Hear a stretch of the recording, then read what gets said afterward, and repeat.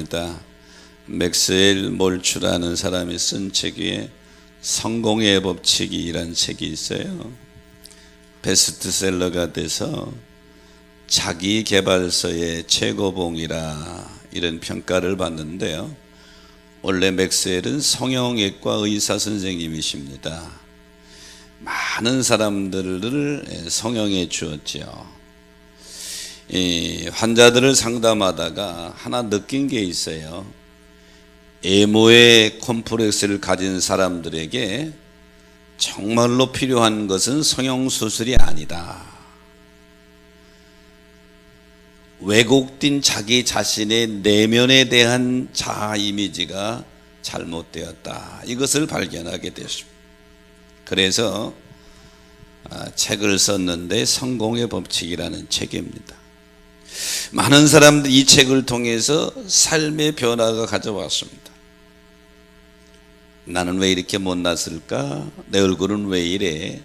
여기도 고쳐야 되겠는데? 이런 생각을 가졌던 많은 분들이 이 책을 읽으면서 자아를 깨닫게 된 것이죠.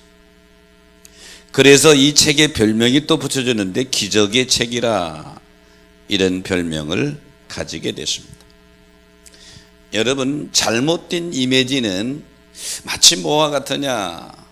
여름날에 우리가 쓰고 있는 선글라스와 같다. 이렇게 표현할 수 있어요. 선글라스는 이 선글라스 색깔에 따라서 보이는 게 다르잖아요.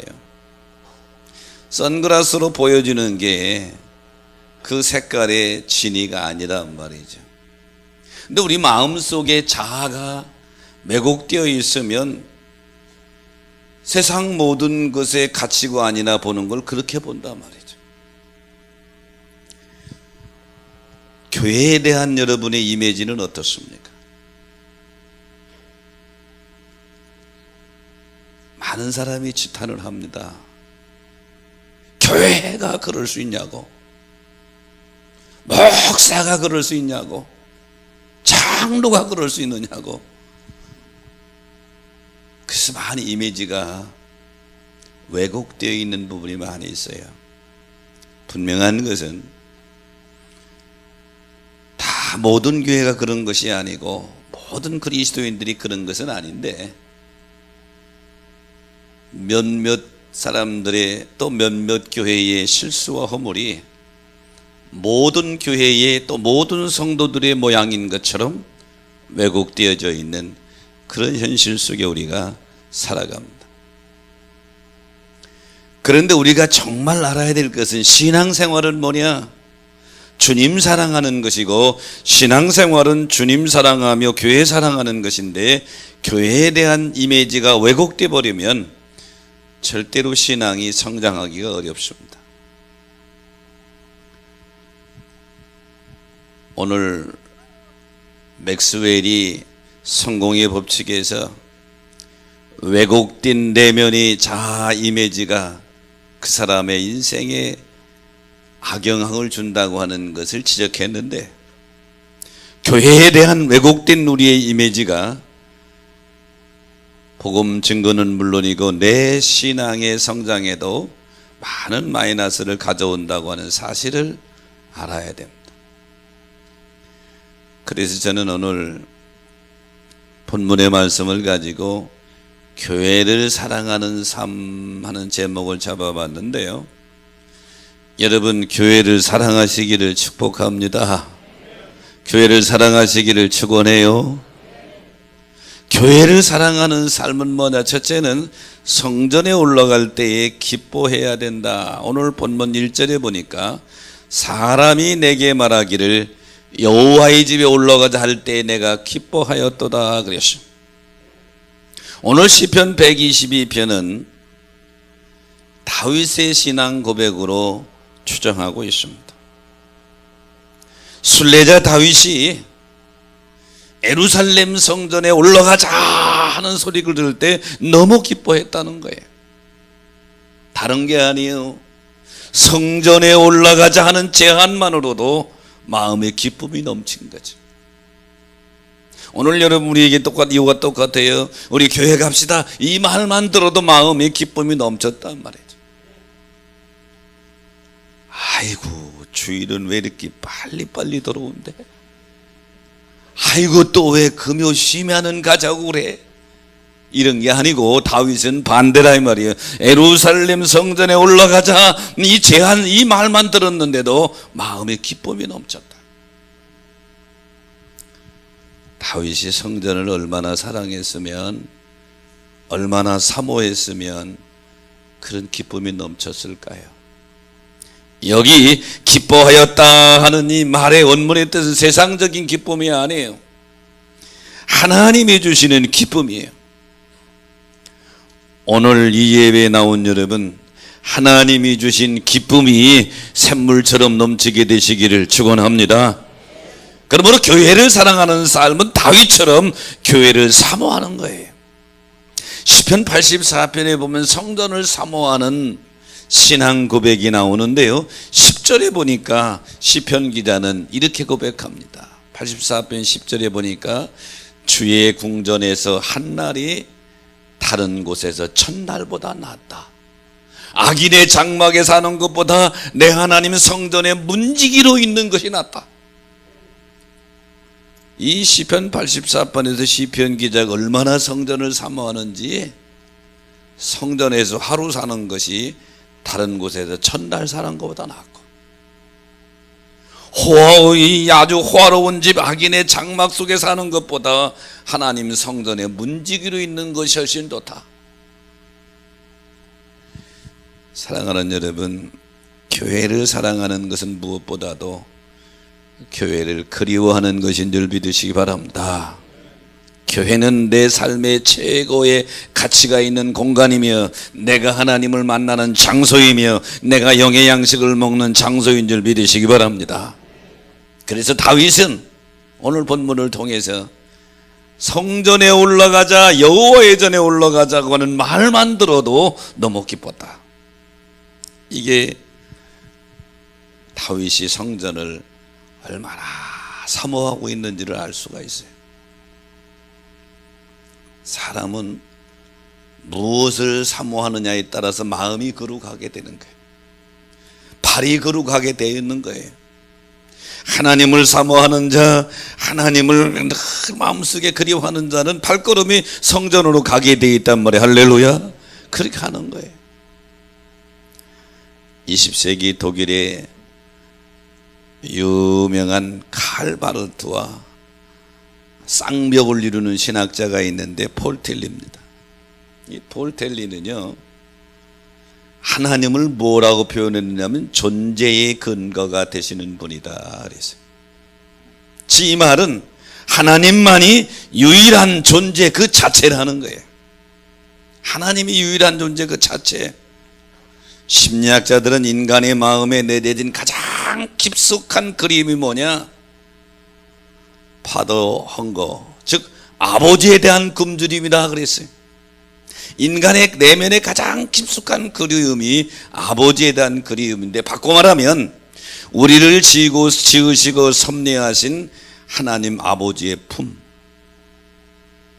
바로 우리의 고향이라는 것이죠.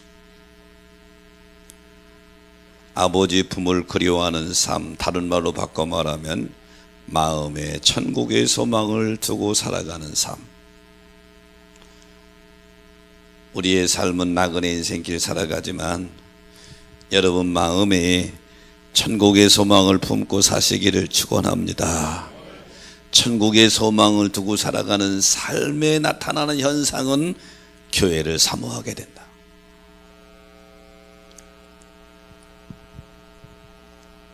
할포도 루콕이라는 사람이 현대교회를 비판하면서 현대판 사도행전이라는 글을 썼어요. 그러면서 예수님이 승천하시고 오순절 마가의 다락방에 모여 그들이 기도하기로 결정했습니다. 이것은 풍자적인 이야기입니다. 이 사람이 쓴 것은 예루살렘 교회에서 우리 첫 예배를 드립시다. 마가의 다락방에서 120명이 모여서 은혜 받았잖아요. 근데 첫 예배에 몇 명이 나왔느냐? 120명 중에 40명이 나왔대. 베드로는 직장에 근무해야 돼서 나갔고, 요한은 골프 약속에서 나갔고, 야고보는 시험 공부하느냐고 못 나왔대. 이 사람이 그래서 그런 거예요. 그래서 성령님이 마가의 다락방에 임재하시기로 약속하시고 내려오시다가 그냥 가셨대.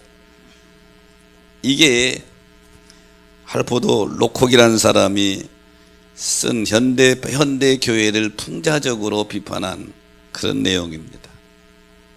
즉 다시 말하면 현대 교인들이 교회를 사모하지 않는다는 것이죠. 사람은 무엇을 사모하느냐에 따라서 발걸음과 방향과 가치관인 전체가 바뀌게 되는데, 내가 내 마음에 두고 있는 곳에 발걸음이 가게 된단 말이죠. 잠언 8장 17절에 보니까 나를 사랑하는 자들이 나의 사랑을 입으며 나를 간절히 찾는 자가 나를 만날 것이니라 그랬어요. 나는 무엇을 사모하고 있는가? 오늘 다윗의 고백처럼, 다윗처럼 성전을 사모하는 마음이 하늘에 닿게 되시기를 축원합니다. 교회를 사랑하는 삶의 두 번째는 여호와의 이름에 감사한다. 오늘 4절의 말씀에 보니까 여호와의 이름에 감사하려고 이스라엘 전례대로 그리로 올라가는도다, 이렇게 말씀하고 있죠. 여기 이스라엘의 전례는 전통적으로 지키는 절기를 가리키는 거예요. 무교절, 7.7절, 초막절. 근데 이런 전례를 지키는 것, 절기를 지키는 것이 무엇이냐? 성전이고 오늘날은 교회라고 하는 거예요. 오늘 본문에서 다윗이 성전에 올라가는 목적이 뭐냐? 감사하기 위해서 올라간다는 거예요. 그래서 4절에 여호와의 이름에 감사하려고 올라간다. 성전에 올라가는 가장 중요한 이유가 하나님께 감사 고백이다. 오늘 여러분이 주일날 교회에 나온 가장 큰 이유는 어떤 상황 속에 있든지 하나님께 감사를 고백하고 표현하는 것인 줄 믿으시기 바랍니다. 역대상 16장 34절에 보니까 여호와께 감사하라, 그는 선하심에 그 인자심이 영원하미로다. 시편 44편 8절에도 우리 하나님의 이름에 영원히 감사하리로다. 그러니까 교회에 나온, 성전에 나온 성도들이 가장 기본적인 것이 하나님께 감사란 말이에요. 그러면 딱 나와서 처음에 딱 앉아 기도할 때 제일 먼저 나와야 된 기도의 고백이 하나님 감사합니다. 이 고백이 여러분에게 있어야 될 줄로 믿습니다. 이 찬양대원들 찬양대에 앉아있는데 뭐예요? 주일날 찬양은 감사를 표현하는 거예요. 예배가 감사를 표현하는 거예요. 헌금이 감사를 표현하는 거예요. 각종 헌신이 하나님께 감사를 표현하는 것인 줄 믿으시기 바랍니다. 감사를 표현하는 거란 말이죠. 요한복음 6장에 보면 우리가 잘 아는 오병이어의 사건이 나옵니다. 예수님이 막 복음을 전할 때 너무 꿀 같은 말씀이니까 많은 군중들이 구름대처럼 따라다니는데 이 먹는 것까지 잃어버리고 예수님을 따라다닌 거예요. 식사 때가 지났는데 시장합니다. 주님이 군중들을 생각하고 제자들에게 야, 뭐 먹을 것 좀 없냐? 제자들이 다 찾았는데 없어요. 결국 가져온 것이 어린아이 도시락 하나 가졌단 말이에요. 도시락 속에는 보리떡 작은 것 5개와 물고기 2마리가 있어요. 이걸 가지고 장정이 5,000명이 넘는데 어떻게 먹여요? 그런데 예수님은 군중들을 앉게 하시고 그 도시락을 받으신 후에 우리 개역 성경에는 축사하셨다 그랬어요. 하늘을 우러러 축사하셨다. 하지만 세번역 성경과 영어의 NIV 성경에 보면 감사를 들으셨다 이렇게 번역해 놨어요.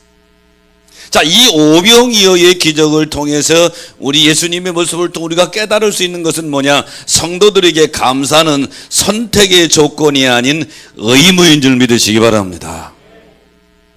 예수님은 감사할 수 없는 상황이에요. 남자들만 5,000명이니까 예나 지금에 예수 믿는 사람은 여자들이, 여성분들이 더 많단 말이에요.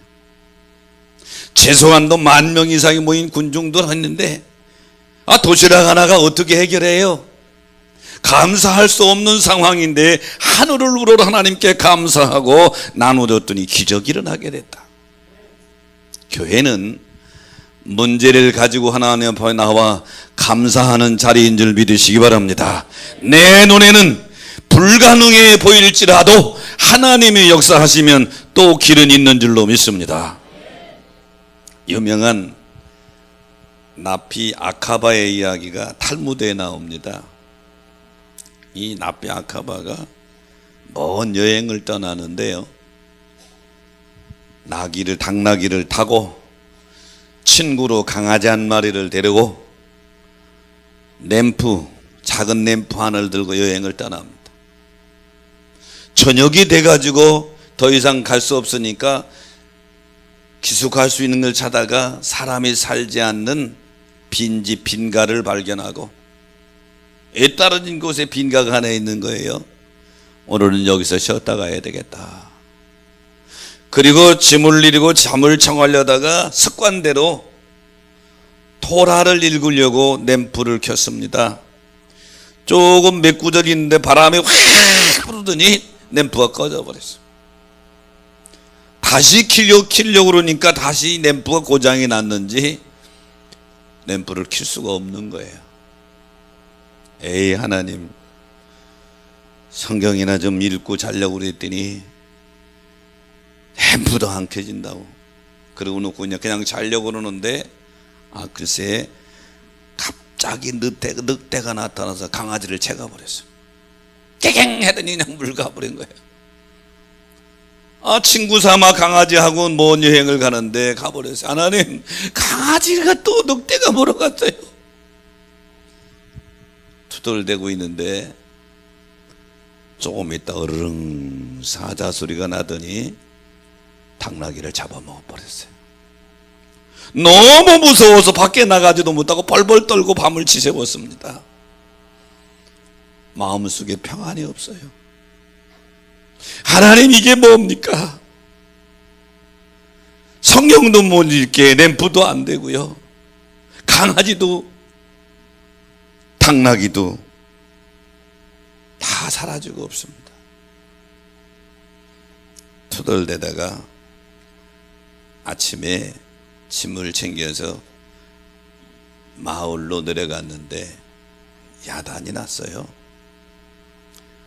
어젯밤에 떼강도 도둑들이 마을로 침입해가지고 모든 남자들은 다 죽이고 어린아이와 여자들은 잡아가고 재산을 다 빼가서 가져버렸단 말이에요. 이때 나피 아카바가 무릎을 탁 치는 거예요. 만약에 램프가 꺼지지 않았더라면 도적이 불빛 보고 왔을 것이고, 강아지가 있었더라면 많은 도적대가 지나가는 강아지가 막 짖으니까 또 도적이 왔을 것이고, 나귀가 있어 사자에게 잡혀먹지 않았더라도 도적대에게 발각뛰기 쉬울 뻔했는데, 아이고 하나님, 그것도 모르고 내가 투덜투덜 됐네요. 그리고 아카바는 거기서 하나님의 오묘하신 섭리에 감사 찬양을 돌렸다. 때로는 우리 삶이 무너져 내릴 때, 실패와 좌절감을 느낄 때 하나님을 원망하고 고민하고 투덜거릴 때가 있죠. 하나님, 대체 왜 이러십니까? 하나님이 하시는 방법이 이것입니까? 이게 하나님의 은혜입니까? 이러고 투덜댄단 말이에요. 그런데 여러분 기억하십시오. 우리가 잊지 말아야 될 것은, 하나님은 그 일하시는 방법이 가끔은 내 생각과 다르다고 하는 사실이에요. 전화의복이란 말을 아십니까? 내 생각에는 이것이 꼭 망하는 것 같은데 망하는 게 아니에요. 하나님이 더 오묘한 뜻이 뒤에 숨겨 있단 말이에요. 여러분, 로마서 8장 28절의 말씀을 믿으십니까? 한번 같이 읽어보겠습니다. 시작.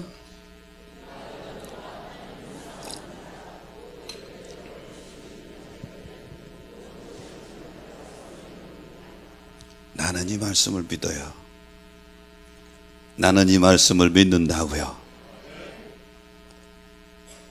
당장은 화처럼 보이지만 하나님의 은혜와 섭리가 그 가운데 숨겨져 있다는 것이죠. 그래서 그리스도인에게 감사는 선택이 아니에요. 의무라고 하는 거예요. 그래서 세대주께서 5장 18절에 보니까 범사에 감사라. 이것은 그리스도 예수 안에서 너희를 향하신 하나님의 뜻이니라. 할렐루야. 그러니까 모든 상황 속에서 우리는 감사가 체질화되어야 된다. 다윗이 지금 예루살렘 성전에 올라가면서 뭐로 올라가느냐? 하나님 앞에 감사로 올라간다 그런 얘기죠. 때로는 우리가 이해가 안 될 때가 많아요.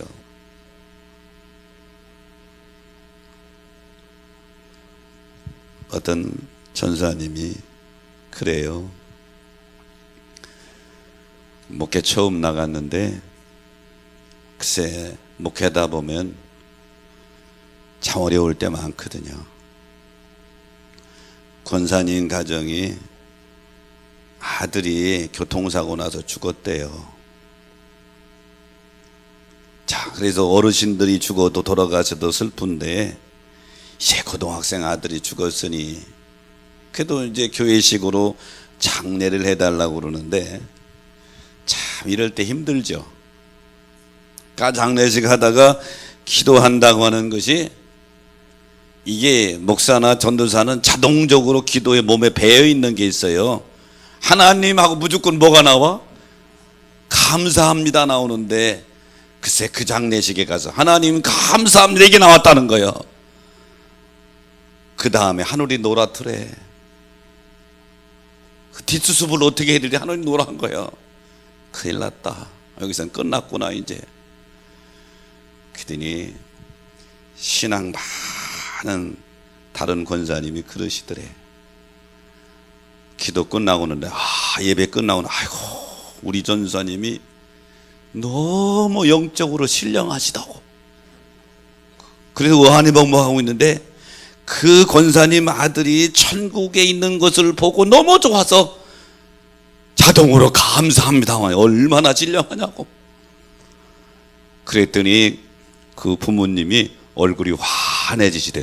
그래서요 자기는 말 한마디도 못했대. 여러분 감사, 이게 교회를 사랑하는 자는 감사하게 되고 감사하는 자는 믿음이 세워지는 줄로 믿습니다. 그래서 교회를 사랑하는 삶의 두 번째는 하나님께 감사. 이것이 여러분에게 체질화 되시기를 축복합니다. 교회를 사랑하는 삶의 세 번째는 예루살렘의 평안을 구해야 됩니다. 6절에 보니까 예루살렘을 위하여 평안을 구하라 그랬어요. 여기 본문 6절부터 9절까지는 다윗이 예루살렘의 평강을 위해서 기도하는 내용입니다. 구하라고 하는 원문의 뜻은 마음속에 있는 매우 간절한 소망을 아릴 때 이때 쓰는 거예요.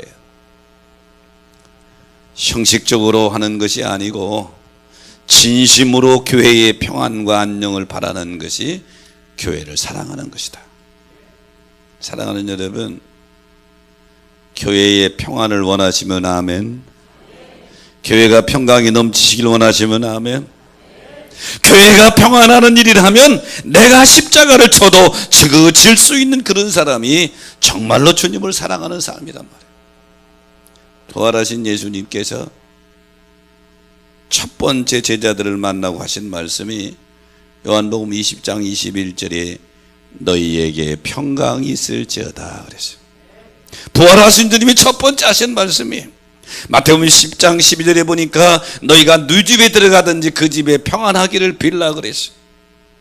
그러니까 여러분 어느 곳에 가든지 누구네 집에 집사님, 권사님 집에 가면 제일 먼저 가서 기도하잖아. 무슨 기도예요? 다른 기도 필요 없어요. 이 집에 주의 평안이 넘치게 하여 주옵소서.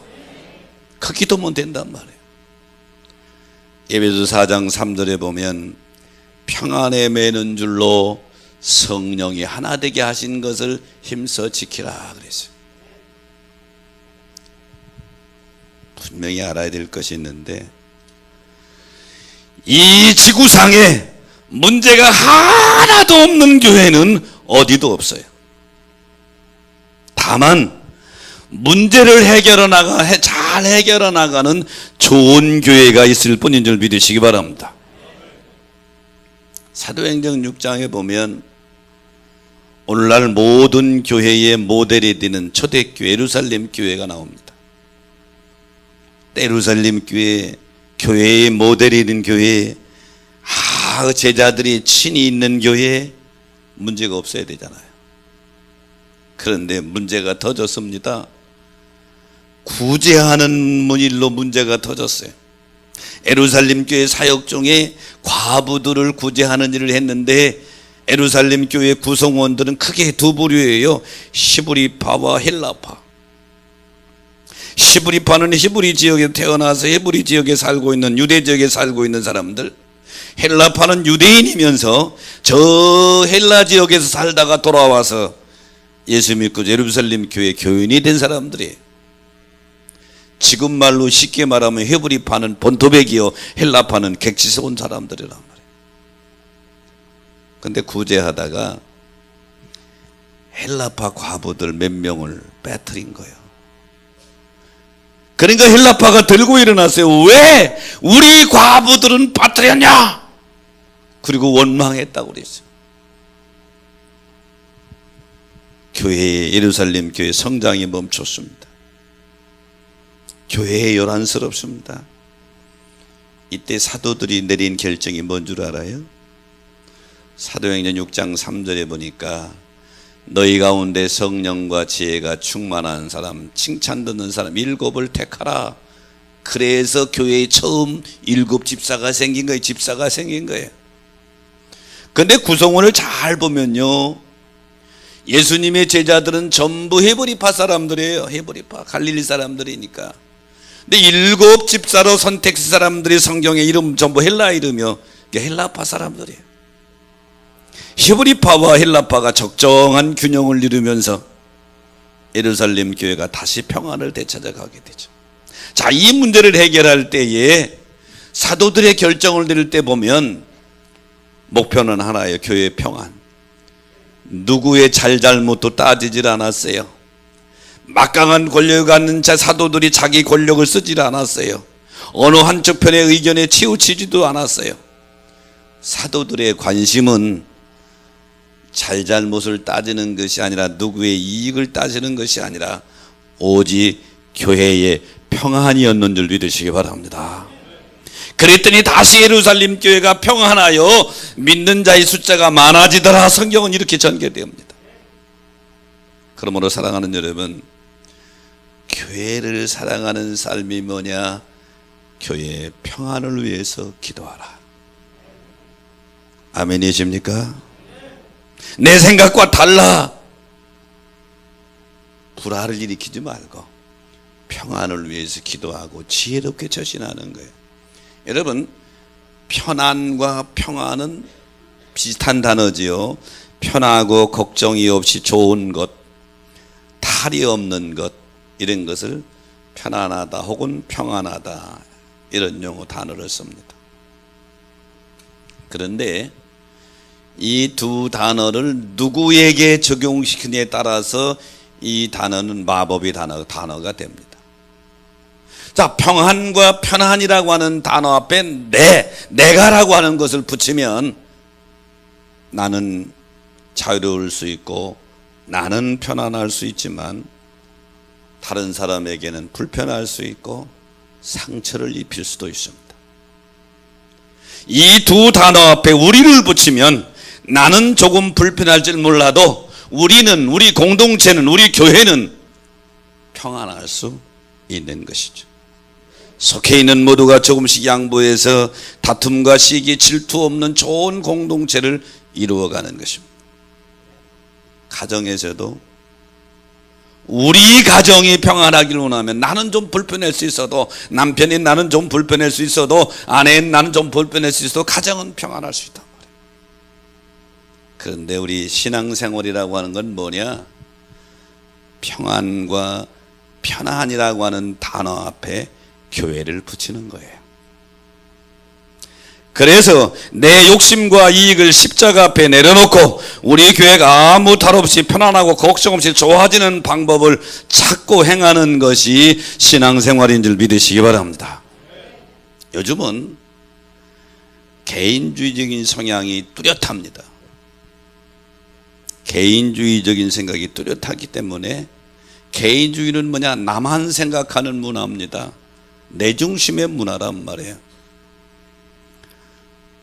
예수님은 우리 모두를 위해서 자신의 목숨까지 내어주신 것을 믿으시면 아멘.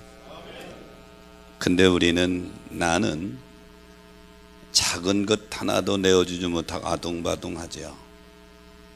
교회를 사랑하는 방법은 모두가 바라는 평안 앞에 교회를 붙이는 것입니다. 우리는 내가 편안한 교회를 찾고 있는 그런 성향이 있단 말이에요. 이 교회는 내가 편안할 수 있느냐, 내가 평안할 수 있느냐, 물론 중요한 기준이 되는 것이죠. 하지만 하나님이 원하시는 것은 교회가 평안한 것인 줄 믿으시기 바랍니다. 교회가 평안한 거예요. 교회가 평안할 수 있다면 내가 기꺼이 십자가를 지겠습니다. 오늘 본문의 주인공인 다윗은요, 일평생 전쟁하며 전쟁터에서 많이 살았어요. 그리고 예루살렘, 하나님의 성전인 예루살렘 성전을 늘 사모하며 살았어요. 오늘 6절 이하의 다윗은 뭐라고 고백해요? 예루살렘의 평안을 위해서 빌라. 예루살렘을 사랑하는 자는 형통하리라. 예루살렘을 사랑하는 자는 형통한데요, 예루살렘은 오늘 교회를 의미하는 교회를 사랑하는 자는 형통하리라. 그러므로 사랑하는 여러분, 신앙생활은 교회와 떨어져서는 살 수가 없어요. 왜? 교회는 하나님 말씀이 있는 곳이고 하나님의 임재가 있는 곳이고 그리스도인끼리 교제를 나누는 것이 교회란 말이에요. 근데 교회의 구성원들이 전부 천사들이 모인 게 아니에요. 예수님 말씀하시기를 내가 의인을 부르러 온 것이 아니라 죄인을 불러 회개케 하러 왔노라. 그러므로 교회는 죄인된 우리들이 모여서 예수 만나서 영적으로는 의인이 되었지만 아직도 심성과 인격과 성품은 죄인된 모습들이 많이 있단 말이죠. 점점 주님 따라가면서 우리가 변화되는 단계에 있는 줄 믿으시기 바랍니다. 그러므로 교회 안에는 예수님 비슷하게 생긴 성도들도 있지만 정반대의 성도들도 있다. 그러니 여러분, 믿음의 대상은 사람이 아니라 우리 주님인 줄로 믿습니다. 주님이 믿음의 대상이야. 사람은 믿음의 대상이 아니라 사랑해야 될 대상이란 말이죠. 교회에서 시험 당하는 게 왜 시험 당하는 줄 알아요? 사람을 믿음의 대상으로 삼기 때문에 시험 드는 것이죠. 사랑하는 여러분, 신앙생활은 평안이라고 하는 단어 앞에 교회를 붙이는 생활입니다. 교회가 평안한. 그래서 오늘 다윗은 예루살렘의 평안을 위해서 빌라 그런 거죠. 말씀을 정리합니다. 여러분 일생 동안 신앙생활하면서 교회를 사랑하시기를 축원합니다. 교회를 사랑하는 것은 첫째는 교회를 사모하는 것이요, 두 번째는 교회에 올라가서 하나님께 감사하는 것이요, 세 번째는 교회의 평안을 위해서 비는 것입니다. 그런 여러분 되시기를 주의 이름으로 축복합니다. 자, 말씀 생각하시면서 우리 찬양하면서